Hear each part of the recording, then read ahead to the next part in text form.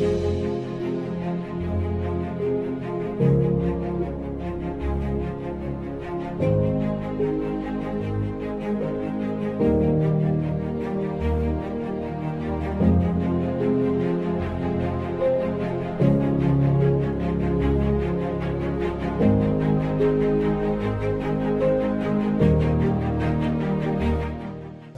conseil des ministres la no bi mercredi conseil des ministres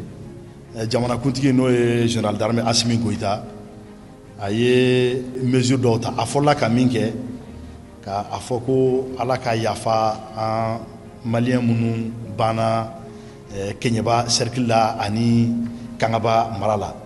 nulu bana mois de janvier kokoyo ani munu bana fana bilali koto no kenyaba maray afoko ala ku da rosmaya ala ka an kisa ɲɔgɔn wɛrɛ ma minnu fana banana ka foli bila ya ala ka nɔgɔya d'u ma ala ka lafiya d'u ma o kɔfɛ a ko an tɛna se k'an sigi ka to k'a lajɛ ko dɔw bɛ kɛ ka dengun se maliyɛn tɔw ma o tɛ se ka kɛ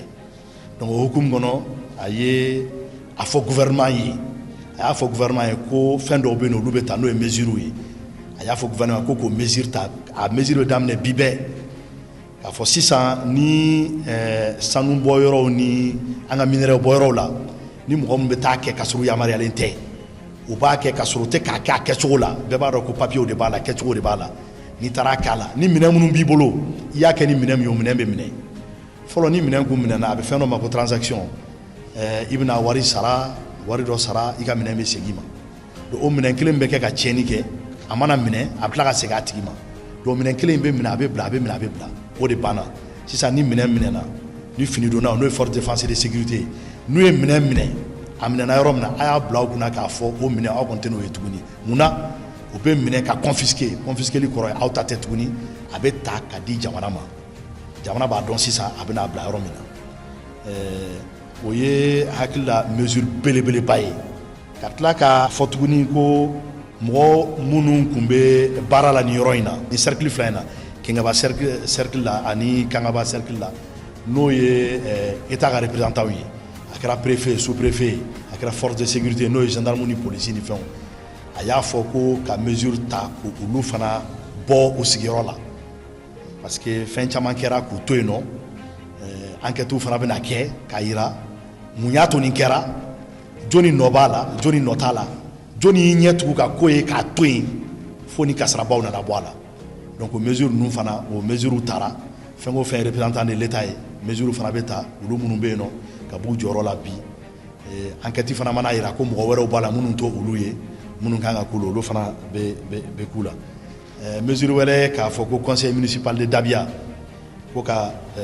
papiyew labɛn pour que k'o conseil municipal fana k'o dissous conseil municipal ka bɔ yen donc nin ye mesure damadɔni ye minnu taara nin hukumu in kɔnɔ ka ɲɛsin an ka jamanadenw ma parce que jamanakuntigi ko a tɛna sigi tuguni k'an sigi ka mɔgɔw lajɛ tiɲɛni bɛ kɛ tiɲɛni kɔfɛ an bɛ taa gouvernement bɛ délégation bila ka taa an bɛ taa foli kɛ an bɛ taa suw compter k'an kɔ don o tɛ se ka kɛ an tɛna se ka continuer ko la o de kama a ye nin mesure baw ta k'a ɲɛsin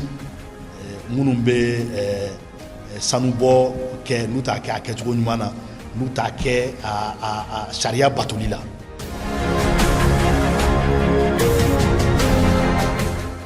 Dugu jukɔrɔ nafolo ɲiniyɔrɔ la ani an ka forêt dɔw kɔnɔna na mɔgɔ dɔw bɛ taga ka taa sanu ɲini kɛ u bɛ taa ni minan girimanw ye o minan ninnu fana sanu ɲinitɔ fana bɛ na ni dankari ye adamaden dɔw ka maliyɛnden dɔw ka vie la olu dɔw ni bɛ taaɲa la dɔw bɛ to a la dɔw bɛ bana donc jamana ɲɛmɔgɔw ka jateminɛ kɛra mun ye sisan o de ye k'a fɔ ko ka fɛɛrɛ sigi mun bɛ se k'a to an ka sigida bɛ se ka lakana jamana kɔnɔdenw minnu bɛ sanu bɔyɔrɔ ninnu na u niw bɛ se ka kisi cogo min na parce que kɔlɔlɔ caman nana an bɔra fɛn information caman kalama o ko ninnu na donc a fɔra sisan nɔ ko ka transaction dabila transaction ye mun ye fɔlɔ ni sanu ɲinina ninnu ou bien minnu bɛ forêt kɔnɔna na n'u ka minɛnw minɛna ni minɛnw minɛna sisan nɔ u bɛ wari dɔ sara u bɛ bila an y'a jateminɛ k'a fɔ n'u bilala tuguni u bɛ tila ka taa fɛn wɛrɛ kɛ tuguni mun ka jugu ni kɔrɔlen donc sisan o hukumu kɔnɔna de la sisan jamana ɲɛmɔgɔw y'a ye k'a fɔ ko an ka o dabila transaction ko kuma kana kɛ tuguni donc ni minɛn minɛ mɔgɔ min ka minɛn minɛna illégalité kɔnɔna na i ka minan bɛ minɛ a bɛ di État ma donc jamana de t'a dɔn sisan nɔ ɲɛfɔli foyi t'a la tuguni donc an bɛ jamana ɲɛmɔgɔw fo u ka o hakilina na parce que olu ka hakilina ye mun ye jamanadenw ka se ka lafiya u ni ka se ka kisi sigida fana ka se ka lakana cogo min na.